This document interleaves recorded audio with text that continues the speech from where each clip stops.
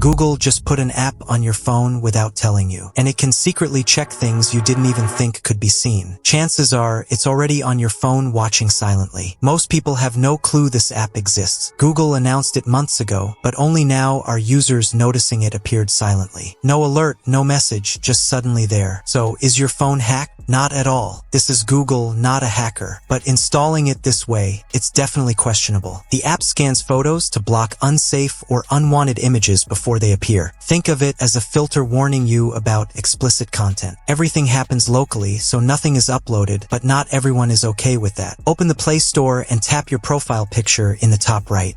Go to Help and Feedback. In the search bar, type Delete. Then tap Delete Apps on your Android device. Tap to go to Application Settings. This shows every app on your phone, works on all Android devices. Tap the search icon and type Android. Find Android System Safety Core. This is the app checking your photos. Tap Permissions, then the three dots at the top right, and select All Permissions. Check what it can access. You'll be shocked at how much it can see. To remove it, tap Uninstall, then OK.